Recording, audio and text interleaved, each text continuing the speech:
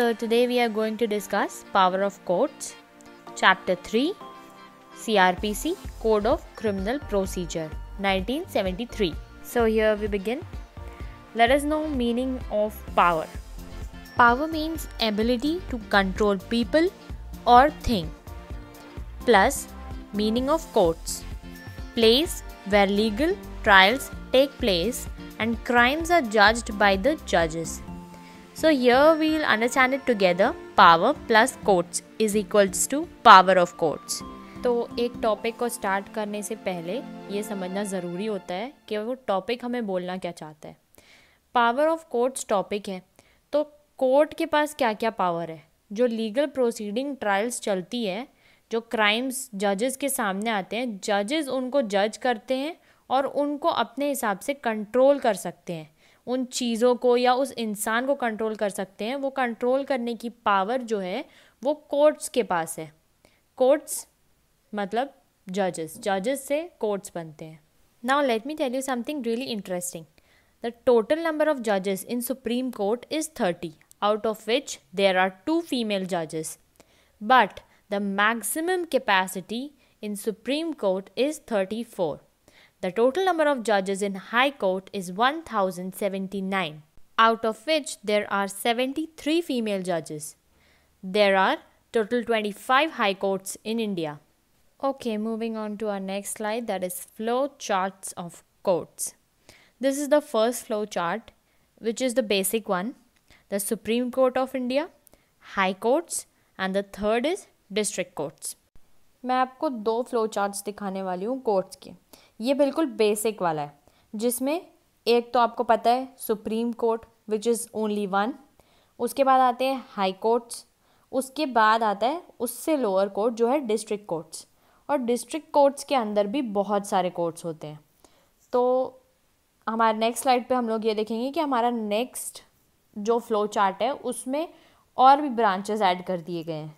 So moving on to our next slide, this is Supreme Court, then High Courts, then District Court and additional district judges, then Subordinate Judge Class 1, then Subordinate Judge Class 2, then under that there are 2 more, which is Court of Small Causes for Metropolitan Cities and the other is Munsif's Court or Court of Sub-Judge 3rd Class.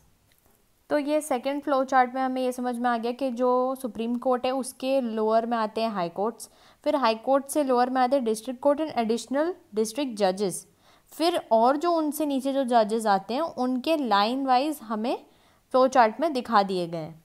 These are the basic ones. अब हम लोग main sections पे चलते हैं. The main sections that start in the topic of power of courts is from section 26. Now let's see what section 26 of CRPC says. Courts by which offences are triable. Any offence under the IPC may be tried by High Court, the Court of Sessions or any other court by which such offence is shown. And one more point is added that in section 376A to 376DB shall be tried as far as practicable by a court presided over by a woman. अब section 26 को एक simple way में समझ लेते हैं. Courts by which offences are triable. Section 26 बस इतना बता रहा है कि जो ऑफेंसेस हैं, ऑफेंसेस में दे दिए गए हैं कि ये ऑफेंसेस कुछ ही कोर्ट्स ट्राई कर सकते हैं. जैसे कि कुछ कोर्ट्स को ये पावर दिया गया है कि वो उन ऑफेंसेस को ट्राई कर सकते हैं जिनकी सज़ा लाइफ इम्प्रिजनमेंट है या डेथ इम्प्रिजनमेंट है या फिर 10 साल से ज़्यादा है. जैसे कि हाई कोर्ट्स को ये पावर है. फिर उसके बाद जैसे कोर्ट ऑफ सेशंस है, उनके पास जैसे कि पावर्स होते हैं 7 ईयर से ज़्यादा की वो नहीं दे सकते हैं सज़ा, तो उनको वो दे दिया गया है पावर.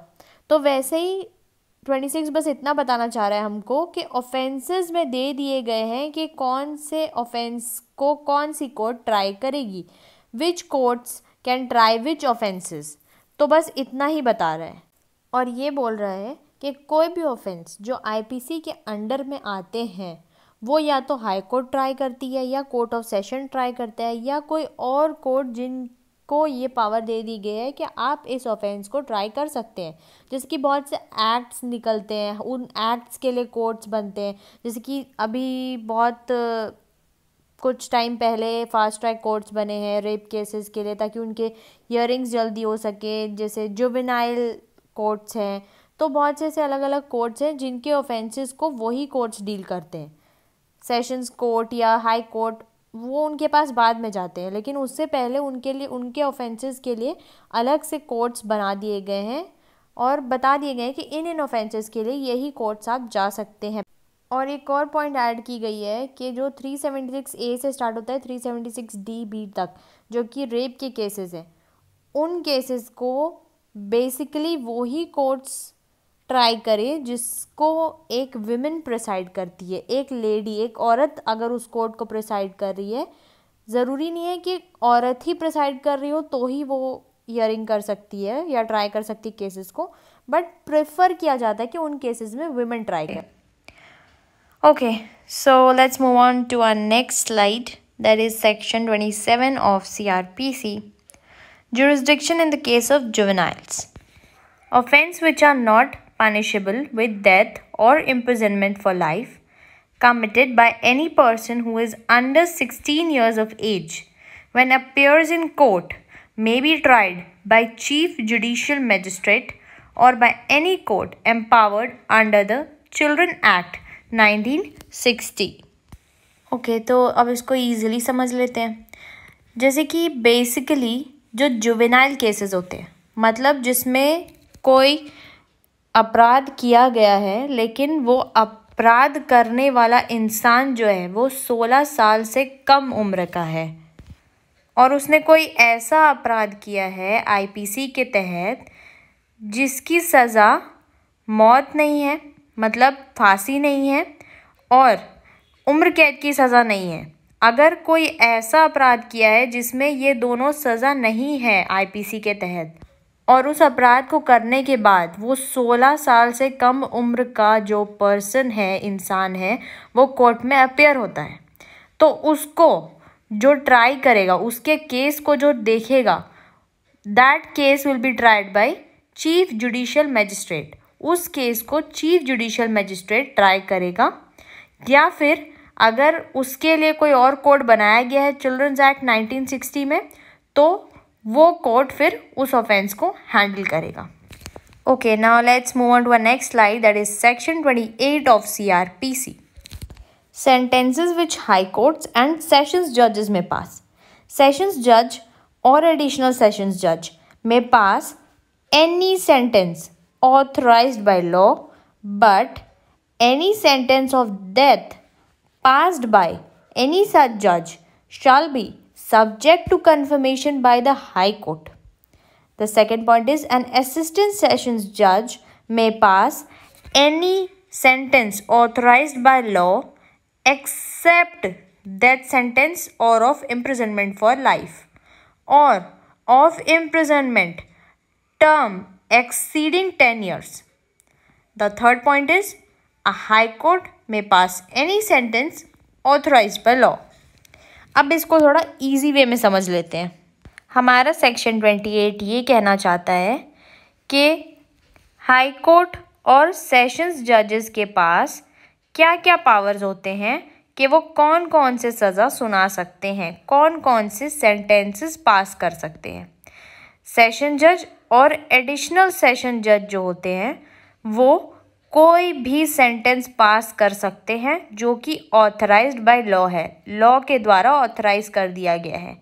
लेकिन वो लोग अगर किसी को फांसी की सज़ा देते हैं, डेथ सेंटेंस देते हैं, तो ऐसी सज़ा को उनको पहले हाई कोर्ट से कंफर्म कराना होगा, परमिशन लेनी होगी। हाई कोर्ट अगर कंफर्म करता है कि हाँ इस सज़ा को आप दे सकते हैं, तो ही सेशंस जज या एडिशनल सेशंस जज उस सेंटेंस को पास कर सकते हैं।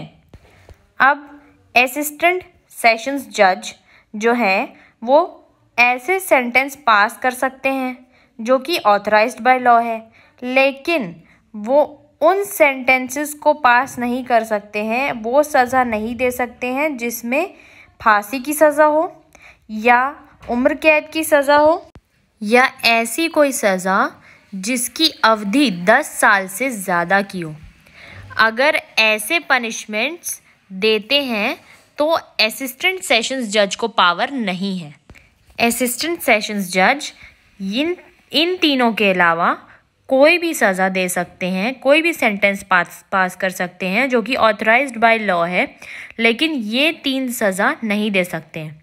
और हाई कोर्ट तो कोई भी सज़ा दे सकती है जो कि ऑथराइज्ड बाय लॉ है। High court has full power and can pass any sentence that is authorised by law.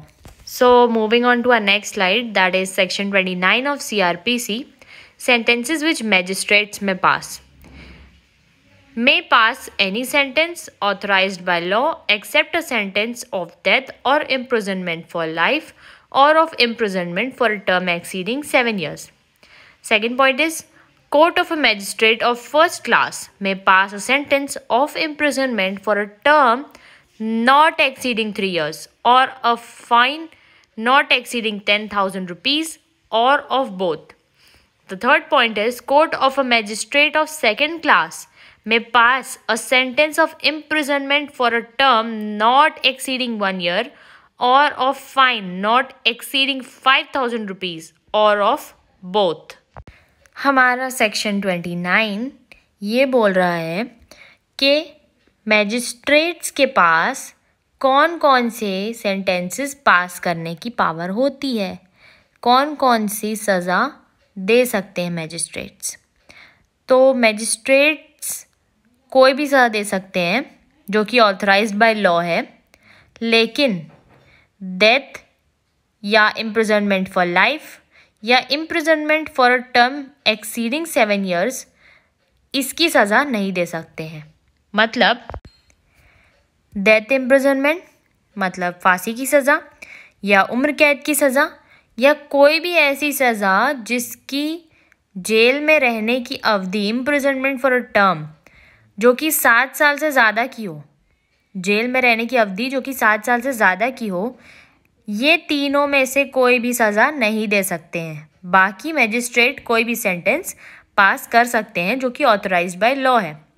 अब सेकेंड पॉइंट ये बोलता है कि जो court of a magistrate of first class होते हैं, जो फर्स्ट क्लास मैजिस्ट्रेट्स होते हैं, उन लोग ऐसी सज़ा नहीं दे सकते हैं जिसका टर्म 3 साल से ज़्यादा का हो या जिसकी फ़ाइन 10,000 रुपये से ज़्यादा हो या दोनों। ये 2 सज़ा जो है वो फर्स्ट क्लास मैजिस्ट्रेट इससे ज़्यादा की सज़ा नहीं दे सकते हैं। या तो वो 3 साल तक की सज़ा दे सकते हैं या तो फ़ाइन दे सकते हैं 10,000 रुपये की। 10,000 रुपये से ज़्यादा या 3 साल से ज़्यादा की सज़ा मैजिस्ट्रेट फर्स्ट क्लास नहीं दे सकते हैं। अब थर्ड पॉइंट ये बोल रहा है कि जो मैजिस्ट्रेट सेकंड क्लास के होते हैं, court of a magistrate of second class जो होते हैं, वो ऐसे सेंटेंसेस नहीं दे सकते हैं जिसमें सज़ा 1 साल से ज़्यादा की हो या फ़ाइन 5,000 से ज़्यादा की हो या दोनों को मिला के उससे ज़्यादा नहीं होना चाहिए। 1 साल से ज़्यादा की सज़ा नहीं दे सकते हैं और 5,000 से ज़्यादा फ़ाइन नहीं Okay, so moving on to our next slide, that is section 30 of CRPC, that deals with sentences of imprisonment in default of fine, provided that the term is not in excess of the powers of the magistrate under section 29 and shall not exceed 1/4 of the term of imprisonment which the magistrate is competent to inflict as punishment for the offence otherwise than as imprisonment in default of payment of fine. So let's see it in some easy way.